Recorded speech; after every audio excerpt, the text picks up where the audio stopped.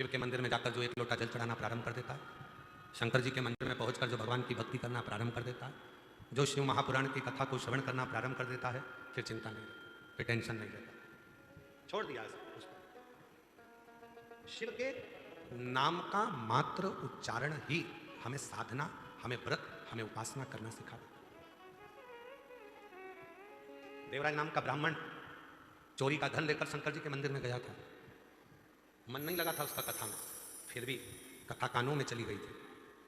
कथा कानों में गई और जाने के बाद में वो देवराज नाम का ब्राह्मण चोरी के धन को लपेट कर वापस जाने लगा। बेलपत्री के वृक्ष के नीचे बैठकर विचार करने लगा कि ये वही बेलपत्री का वृक्ष है जिसकी चर्चा मैंने अंदर सुनी थी। ये वही बेलपत्र का वृक्ष है जिसकी चर्चा मैंने अंदर सुनी थी। सुना था इस बेलपत्री के वृक्ष के बारे में कि ये बेलपत्री के वृक्ष के नीचे जो बैठता है उसको अश्वमेध यज्ञ का फल प्राप्त हो जाता है। जो बेलपत्री के वृक्ष के नीचे की मिट्टी को अपने मस्तक पर लगा लेता है उसे हरिचंदन का फल प्राप्त हो जाता है। जो बेलपत्र के वृक्ष के नीचे दीप प्रज्वलित कर देता है वो कभी कंगाल नहीं होता है। ये बेलपत्री के वृक्ष की महत्वता मैंने सुनी थी, ये वही बेलपत्र का वृक्ष है, ये वही वृक्ष है। इस वृक्ष के नीचे बैठकर यदि मेरे प्राण चले भी जाएं तो मैं शिव की शरणागति ग्रहण करूं, शिव की शरणागति। मन में भाव आ गया। और आपको कथा में क्या कहा था? सती माता शिवजी के साथ कथा सुनने के लिए गई और सती माता के मन में आ गया था कि यह शरीर अगर जलकर भस्म हो जाए तो अच्छा। सती माता का शरीर जल गया था। शिव जी ने विचार करा था कि राम जी का दर्शन हो जाए तो राम जी का दर्शन हो गया था। उसी तरह देवराज नाम के ब्राह्मण को मन में आया कि ये बेलपत्र के वृक्ष के नीचे अगर मेरे प्राण चले जाएं तो क्या मैं परम गति को प्राप्त कर लूंगा? और वो हुआ। देवराज नाम के ब्राह्मण के प्राण बेलपत्री के वृक्ष के नीचे छूटे तो भगवान शंकर नंदी लेकर आए और देवराज नाम के ब्राह्मण को लेकर चले। देवराज ब्राह्मण को लेकर चले। और जो जैसी भावना वो वैसा नहीं खाली उसे लौटाया, वो मन ही मन हर्षाया और कर दिया माला माल काशी वाले ने लुटा दिया भंडार काशी वाले ने, ओ लुटा दिया भंडार काशी वाले ने कर दिया माला काशी वाले। जिस भावना से, जिस भाव से हम आते हैं, जिस भाव से हम कथा श्रवण करते हैं, जिस भाव से हम कथा को श्रवण करते हैं, जिस भाव से हम सुनते हैं, हमारी वो कामना शिव पूरी जरूर करते हैं। देवराज ने भगवान शिव के उस पवित्र कथा में ये मन में भाव उत्पन्न करा कि बेलपत्र के वृक्ष के नीचे प्राण छूटे मन, और वही हुआ। आप किस कामना से शिव जी के पास गए? कई लोग कहते हैं कि भगवान शंकर के मंदिर में जाओ, भगवान शिव के पास जाओ। आप किस कामना से भगवान शिव के मंदिर गए हो? भगवान शंकर के मंदिर गए हो? शिव पुराण की कथा कहती है, भगवान शंकर का चरित्र कथा है कि शिव के मंदिर में जाकर भगवान शंकर को कुछ कहने की जरूरत ही नहीं पड़ती है। बस आप जो लोटा भरकर जल लेकर गए हो अपने घर से, वो जल जब आपने देवादिदेव महादेव को समर्पित करा है, वो जल चढ़ते से ही, जल समर्पित करते से ही भगवान देवादिदेव महादेव आपके मन की दशा को जान जाते हैं और कार्य पूर्ण करने लगते हैं।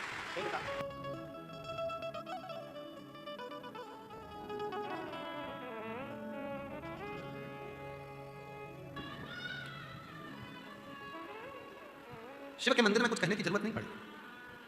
अपने घर से जब एक लोटा जल लेकर आप गए, एक लोटा जल लेकर जब महादेव के मंदिर में पहुंचे, वो एक लोटा जल नहीं है, वो अपने घर की पूरी दशा को भगवान शिव से जाकर कह देता है वो जल, और हमारा धीरे धीरे धीरे धीरे करते हुए हमारा कल बदल जाता है, हमारा समय बदल जाता है। केवल वो जल नहीं है, शिव से अपने मन की बात, भगवान शंकर से अपने हृदय की बात, शिव से अपने मन का भाव जब हम कहेंगे वो स्वीकार करेंगे। स्वीकार क्या तरीका है कहने का? माइक लगा के चिल्ला के कहोगे भोलेनाथ जी हम तुमसे बहुत प्रेम करते हैं?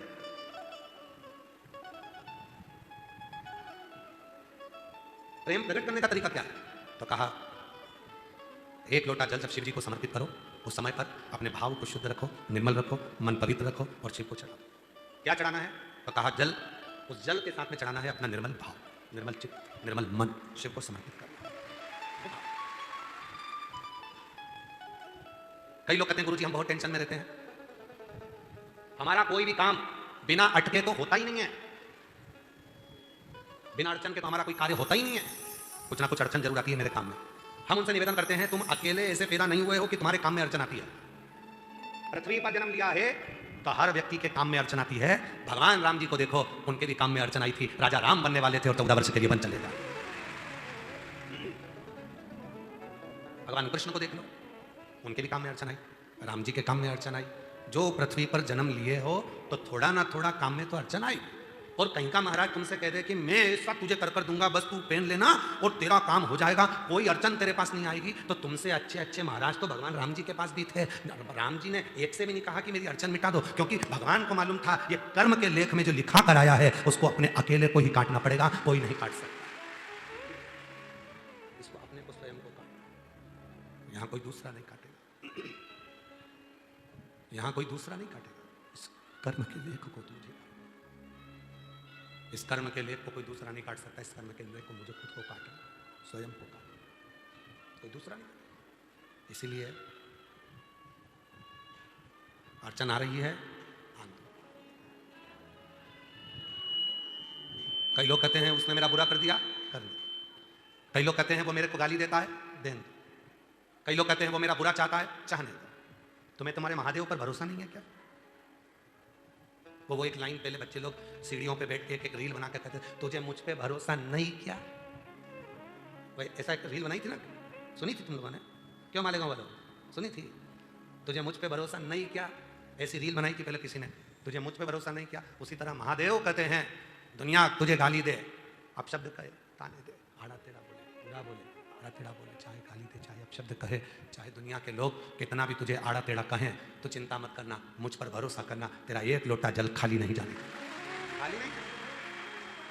जैसे आपसे कहा था शिव जी के मंदिर में जल चढ़ाने जाओ तो लोटे को खाली लेकर नहीं आना चाहिए, बोला था कि नहीं बोला था? खाली लेकर नहीं आना है। शंकर जी के मंदिर में जल चढ़ाने के बाद वहीं का जल 2 बूंद उसमें लेकर आओ, उस जल का आचमन करो, अपने घर में प्रोक्षण करो। क्यों? क्योंकि हम हरिद्वार नहीं जा सकते, हम बार बार काशी नहीं जा सकते, हम बार बार मथुरा वृंदावन नहीं जा सकते, हम बार बार अयोध्या नहीं जा सकते, हम बार बार ओमकारेश्वर नहीं जा सकते, हम बार बार उज्जैनी अवंतिकापुरी नहीं जा सकते, हम बार बार मानसरोवर नहीं जा सकते, हम बार बार कैलाश की यात्रा नहीं कर सकते, हम बार बार बद्री केदार नहीं जा सकते, हम बार बार पशुपतिनाथ नहीं जा सकते। तो क्या हुआ? हम कहीं नहीं जा सकते, पर अपने घर के पास के शंकर के मंदिर तो जा सकते हैं। जब हम मंदिर में जल चढ़ाएंगे, वो जल जब चढ़कर आएगा तो जितनी संसार की नदियां हैं, जितनी पवित्र नदियां हैं, जितने कुंड हैं, जितनी बावड़ी है, जितने सरोवर हैं, जैसे ही शिव पर जल चढ़ा वो सारा जल पवित्र नदियों का जल बन जाएगा और वो जल हम लेकर आएंगे। तो हमें रोज काशी, अवंतिकापुरी, उज्जैनी, ओमकारेश्वर, हरिद्वार, प्रयाग सबके स्नान का फल 1 सेकंड में मिल जाएगा। शंकर के चढ़े हुए जल को लिया, अपने ऊपर प्रोक्षण किया, बस तुमने हरिद्वार, प्रयाग, काशी, अयोध्या, सरयू, गंगा, यमुना,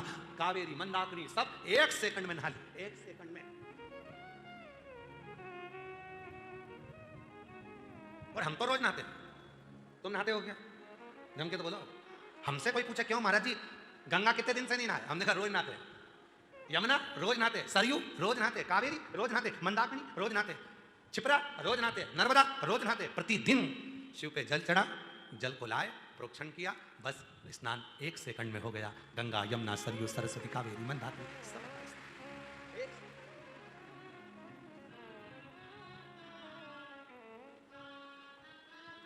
कहाँ से लाऊं गंगा, कहाँ से लाऊं यमुना, कहाँ से लाऊं गंगा, कहाँ से लाऊं यमुना, कहाँ से लाऊं सरयू अपार पड़ी रे, कहाँ से लाऊं सरयू अपार पड़ी रे, और भोले तेरी सेवा हमसे ना बनी रे।